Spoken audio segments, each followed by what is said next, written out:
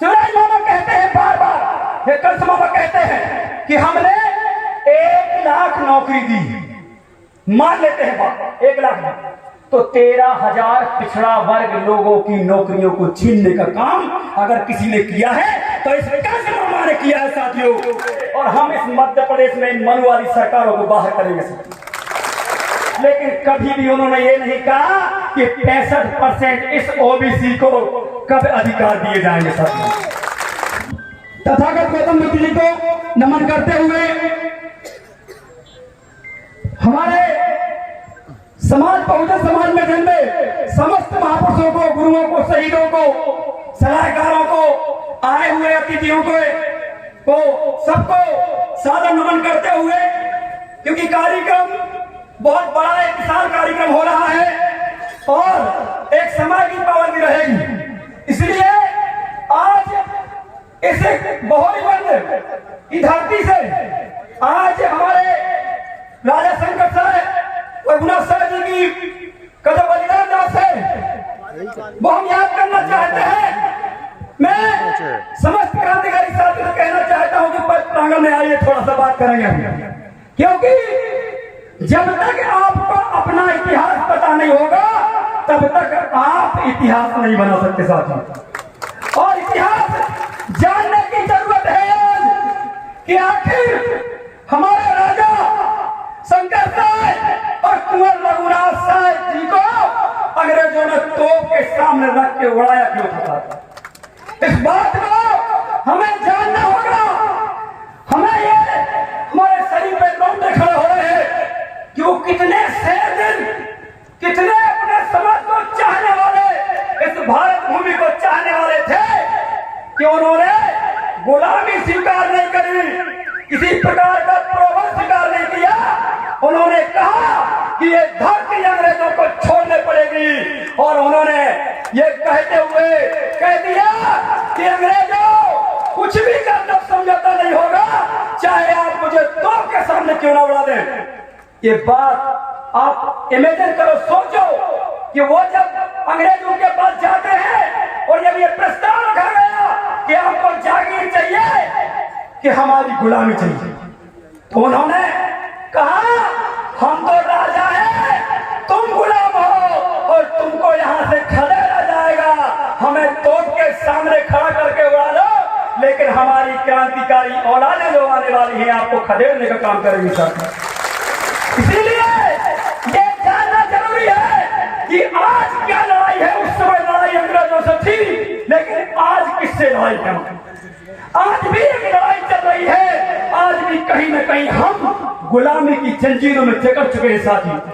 आज आपको पता होना चाहिए 1931-32 के बाद ये जो अपने आप को लगभग 65% समाज कहता है अपने आप को ओबीसी वर्ग, उसकी एक 90 साल लगभग बीत गए, अभी तक जनगणना नहीं कराई साथी। सोचिए आप अपने घर में कितना भी सदस्य हो, लेकिन कोई सामान खरीदने जाते हो, अगर कुछ देना है तो पहले गिनती करते हो कि नहीं करते? बताइए, करते कि नहीं करते? अगर आपके घर में शादी है और निमंत्रण भेजना है माता बहने, तो चर्चा करते कि नहीं करते कि हम कितने लोगों को भेजना है? और जब हमारी गिनती ही नहीं है तो हम कैसे अपने लोगों को अधिकार देंगे?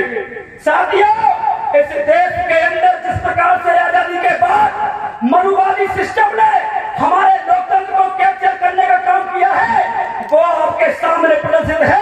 आपको देखना होगा कि इस 65% ओबीसी समाज के लोगों की आज तक गिनती नहीं हुई, इसलिए क्योंकि हम सिर्फ और सिर्फ झूठे उनके षड्यंत्रकारी एजेंडों में आते रहे। ये वाहिनी, वो वाहिनी, ये संगठन, ये हिंदू, ये दुनिया भर के आपको प्रोपेगेंडा लगाते रहे, लेकिन कभी भी उन्होंने ये नहीं कहा कि 65% इस ओबीसी को कब अधिकार दिए जाएंगे साथियों। और एक बार और बताना चाहता हूं, हमारे पिछड़ा वर्ग के लोग, कई लोग कहने लगते हैं, पढ़े लिखे लोग, अरे बाबा साहब ने हमारे लिए क्या किया? अरे मूर्खों, बाबा साहब तो वो हैं जिनका ज्ञान पूरी दुनिया में उजाला कर रहा है, और तुम समझ नहीं पाए कि बाबा साहब भीमराव अम्बेडकर ने 340 अनुच्छेद में तुम्हारे बाप की रजिस्ट्री कर दी थी उस समय जब संविधान बना रहे थे। क्योंकि हम नपुंसक हैं कि आज तक हमारा अधिकार जो संख्या के अनुपात में होना चाहिए था वो ले नहीं पाए, इसलिए क्योंकि हम सिर्फ हिंदू मुस्लिम हिंदुस्तान पाकिस्तान के अलावा कुछ नहीं कर पाए।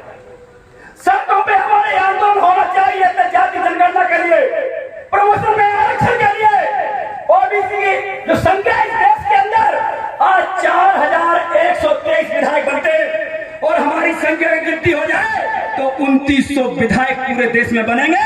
लेकिन आज की स्थिति में सिर्फ और सिर्फ 400 से 500 बनते हैं।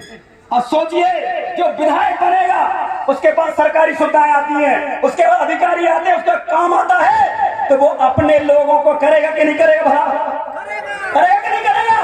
लेकिन अभी क्या हो रहा? अभी आपके लोग बन ही नहीं रहे। क्यों? क्योंकि हमारे जो विधायक सांसद हैं वो सिर्फ दरी चटाई झंडा उठाओ और आरएसएस की प्रयोगशाला में भक्ति करो, बस।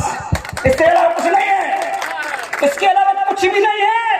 जबकि मैं पूछना चाहता हूं कि मणिपुर में जब आदिवासी हमारी महिलाओं को शर्म आती है बोलने में, नंगा करके बलात्कार किया गया, छोटी बात नहीं है बहनों। इस लोकतंत्र में जब इस देश का सबसे पावरफुल प्रधानमंत्री है उसके रहते हुए ऐसी नपुंसक चीजें हो रही है साहब, छोटी बात नहीं है। लेकिन हमारे हिंदूवादी संगठन किसी ने क्या कोई आंदोलन किया? क्या यहाँ सीधी में जो कांड किया गया था मुद्रे का, क्या किसी हिंदूवादी संगठन ने किया? क्या नहीं किया। लेकिन साथियों अगर बात आ जाए ओबीसी के आरक्षण की तो सोशल मीडिया पे देख लेना, ये सारे लोग मिल जाएंगे आपको हमारा विरोध करते हुए। हमको कहते हैं हिंदू मुस्लिम, और हमारे ओबीसी के 27% आरक्षण के खिलाफ कौन जाता है? बताइए कोर्ट में कौन जाता है? कोई ओबीसी गया क्या? कोई एससी गया क्या? कोई मुस्लिम गया क्या? अब कौन गया भाई?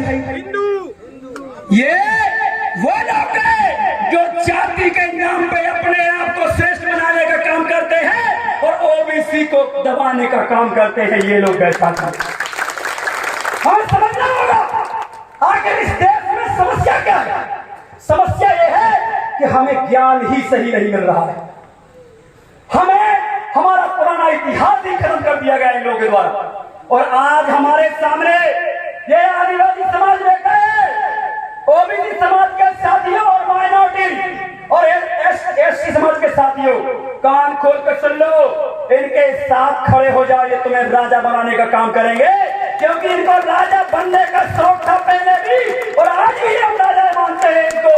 अगर ये हमारे लिए लड़ेंगे तो हम मिलकर इनके लिए लड़ेंगे, और हम इस मध्य प्रदेश में इन मनुवादी सरकारों को बाहर करेंगे।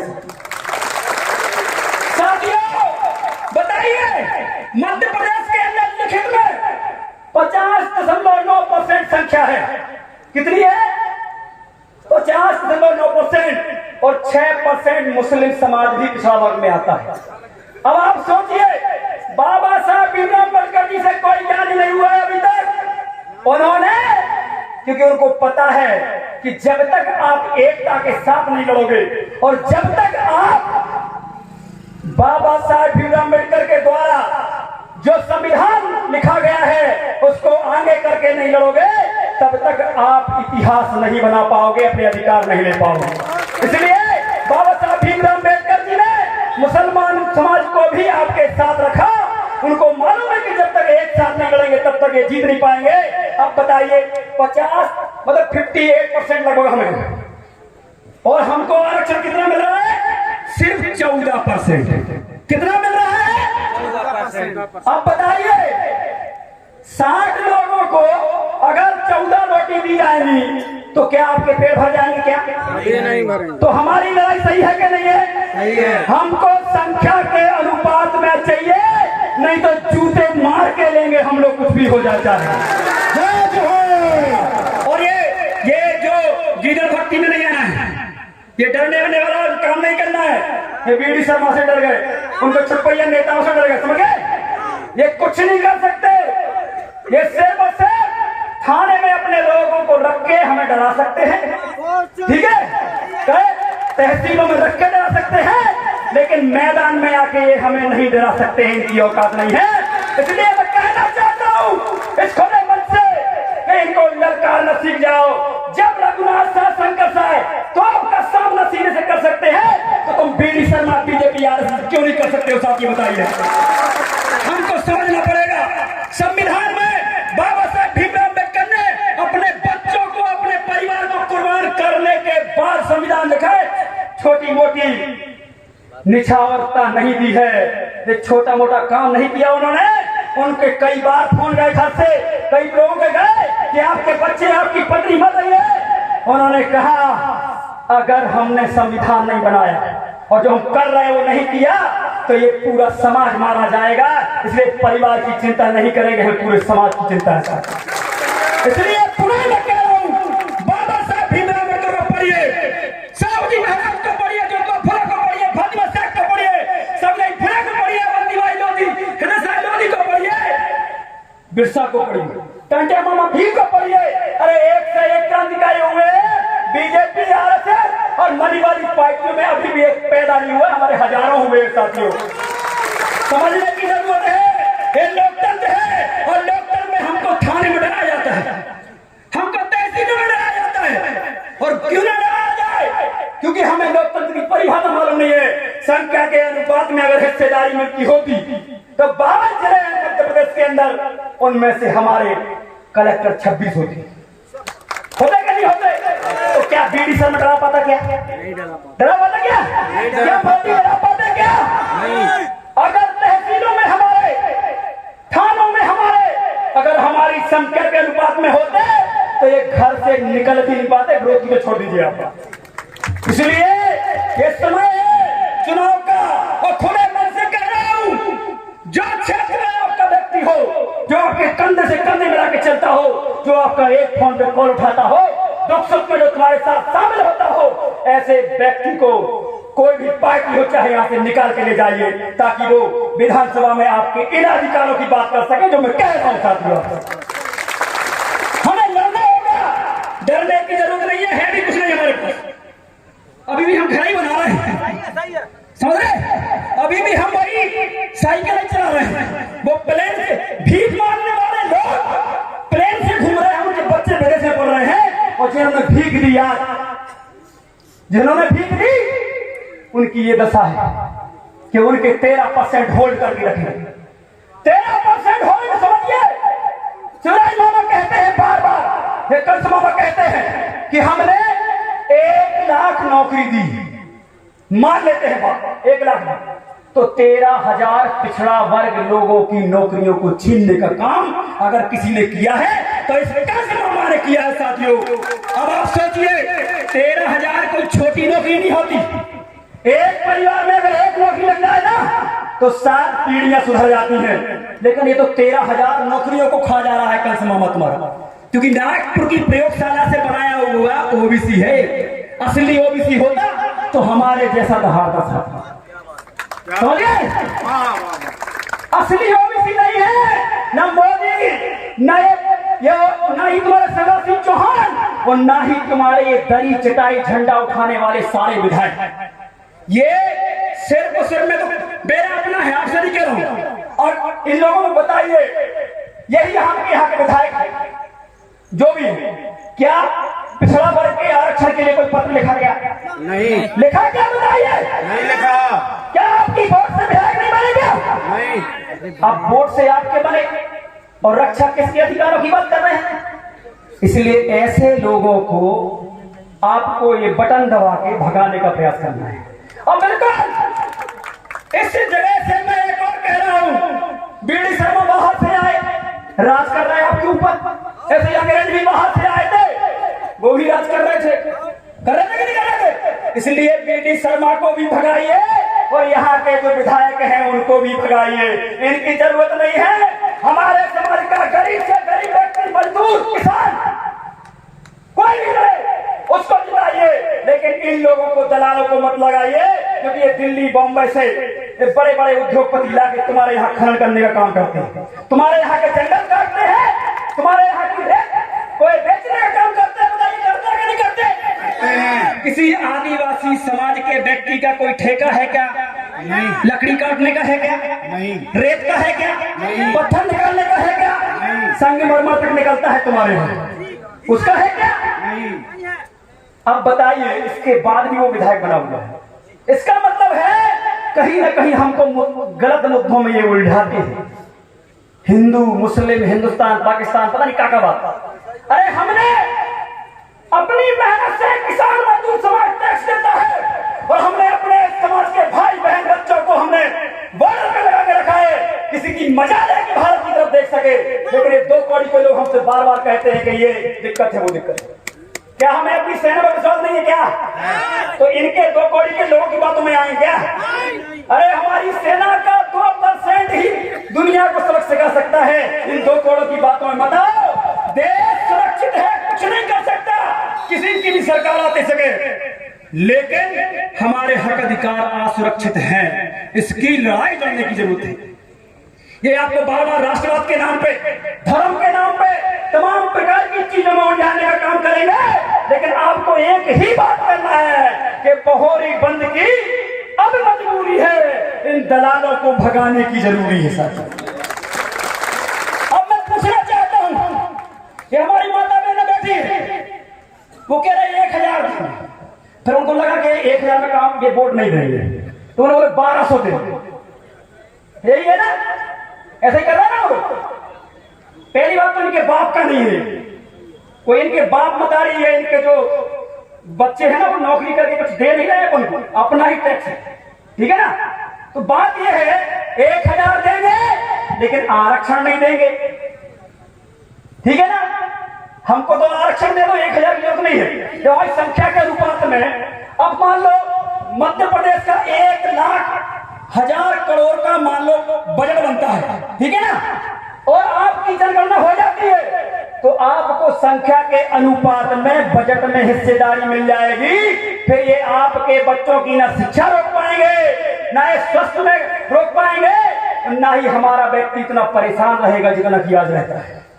इसलिए 1000 की बात करें तो आप कहना 1000 तो दे दो, तुम्हारे बाप के नहीं है, लेकिन जनगणना करा, जाति जनगणना करा। 1000 दो लेकिन आरक्षण दो, हमारा ओबीसी का आरक्षण दो। साथियों, बातें बहुत सी हैं, यहाँ पर बहुत कुछ बोला जा सकता है, लेकिन क्योंकि बहुत सारे बुद्धिजीवी हैं, मैं तो बहुत छोटा हूं, बहुत सारे बुद्धिजीवी हैं, इनको सुनना है। और साथियों, गांठ बांध लेना एक बात का कि मनुवादी सिस्टम से चलने वाले व्यक्तियों को हम वोट नहीं करेंगे। सिंपल सी बात है, लड़ाई हमारी है नहीं किसी पार्टी से न किसी से, हम मनुवादी सिस्टम को नहीं देंगे। एक पत्र जो नहीं लिख सकता हमारे लिए, क्या जनगणना के लिए कोई लाइन लिखी क्या कि भैया यहाँ राकेश लोधी और इनकी पूरी ओबीसी महासभा की भीम आर्मी के सभी लोग बहुत काम कर रहे हैं, एक पत्र ही लिख देते हैं। एक पत्र प्रणय पांडे ने नहीं लिखा साथियों, एक पत्र कि भैया हम उनकी विधानसभा में से आते हैं जहां पे इनकी संख्या लगभग 94% है, उनको भी ये हक अधिकार दिलाने का काम नहीं कर रहा साथियों, समझ रहे। इसलिए हमें जरूरत है, आपको जानकारी होना चाहिए कि 340 अनुच्छेद जो लिखा हुआ है वो बाबा साहब भीमराव अम्बेडकर ने उसने लिख दिया। उसी समय अच्छे से पढ़ना आप बुद्धिजीवी बेटे कि संख्या के जब भी सरकार बने पिछड़ा वर्ग की गिनती कराई जाए, और बाबा साहब भीमराव अम्बेडकर ने पिछड़ा वर्ग और हमारी मातृशक्ति के सम्मान के लिए कानून मंत्री से इस्तीफा दिया था। इसलिए इनके समाज को अपनाने का काम करें पिछड़ा वर्ग के लोग। करोगे कि नहीं करोगे? सब एक पर स्थापित करोगे नहीं करोगे? और नहीं करोगे तो पीटे जाओगे जैसे पिट रहे हैं कि वो तो कुशवाहा है, वो तो यादव है। लोधी पिटता है तो यादव पिटता है तो कहते हो लोधी है, सैनी पिटता है तो वो तो क्या वो साहू है। ऐसे करके 3743 जाति के ओबीसी वर्ग के लोग एक दूसरे का यही कर रहे हैं, इसलिए पिट रहे हैं। जिस दिन आप एक हो गए, हम कह रहे 20% भी एकता स्थापित कर ली, उस दिन मध्य प्रदेश में 230 सीट में से 130 रिजर्व हो जाएगी साथियों। तो इन पार्टियों की दलाली नहीं करना पड़ेगी, अरे पार्टियों को भी चेता रहा हूँ। ओबीसी महासभा के मंच से कान खोल के सुन लो, ओबीसी महासभा के बिना कुछ नहीं कर पाओगे मध्य प्रदेश में, ध्यान रखना चाहती हूँ। इसलिए ओबीसी महासभा एवं तमाम संगठनों का मेरा बहुत बहुत धन्यवाद कि आप सबने इतना बड़ा आयोजन किया। और इतनी ही बात कह के मैं अपनी बाड़ी पे विराम लगाता हूँ।